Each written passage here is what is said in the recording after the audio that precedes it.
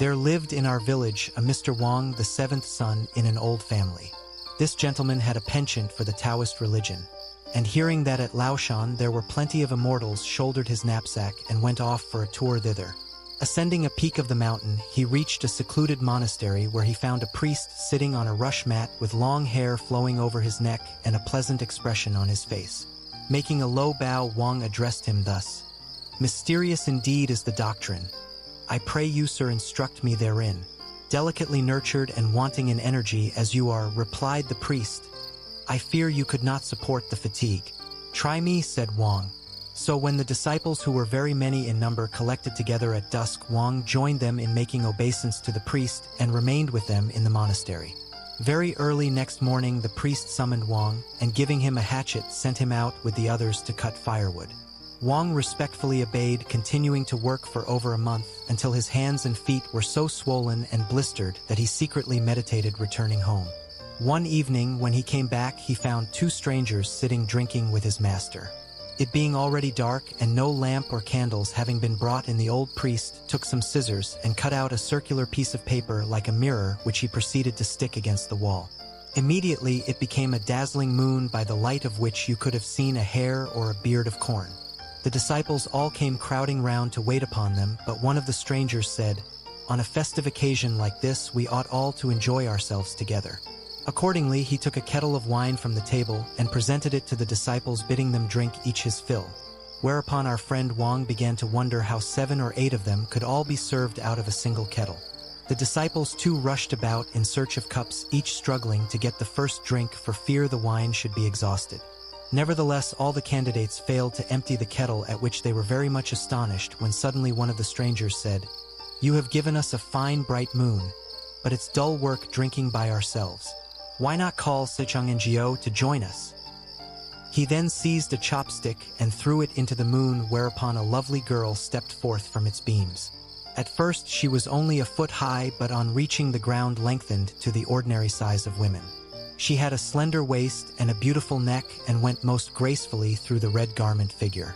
When this was finished, she sang the following words: ye fairies, I'm coming back soon. Too lonely and cold is my home in the moon."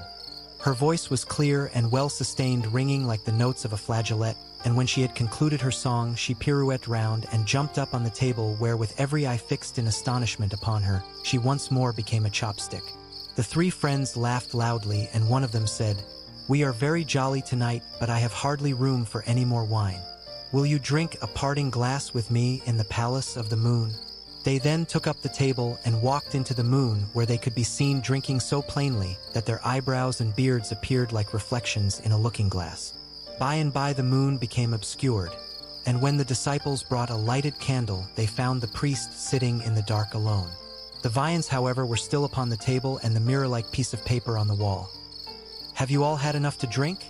asked the priest, to which they answered that they had. "In that case," said he, "you had better get to bed so as not to be behindhand with your wood-cutting in the morning." So they all went off, and among them Wang, who was delighted at what he had seen and thought no more of returning home. But after a time he could not stand it any longer, and as the priest taught him no magical arts, he determined not to wait, but went to him and said, "Sir, I traveled many long miles for the benefit of your instruction. If you will not teach me the secret of immortality, let me at any rate learn some trifling trick, and thus soothe my cravings for a knowledge of your art. I have now been here 2 or 3 months, doing nothing but chop firewood out in the morning, and back at night, work to which I was never accustomed in my own home." "Did I not tell you," replied the priest, "that you would never support the fatigue? Tomorrow I will start you on your way home." "Sir," said Wang, "I have worked for you a long time. Teach me some small art, that my coming here may not have been wholly in vain." "What art?" asked the priest. "Well," answered Wang, "I have noticed that whenever you walk about anywhere, walls and so on are no obstacle to you. Teach me this and I'll be satisfied." The priest laughingly assented and taught Wang a formula which he bade him recite. When he had done so, he told him to walk through the wall. But Wang, seeing the wall in front of him, didn't like to walk at it. As however the priest bade him try, he walked quietly up to it and was there stopped. The priest here called out, "Don't go so slowly. Put your head down and rush at it." So Wang stepped back a few paces and went at it full speed, and the wall yielding to him as he passed. In a moment he found himself outside. Delighted at this, he went in to thank the priest, who told him to be careful in the use of his power, or otherwise there would be no response, handing him at the same time some money for his expenses on the way.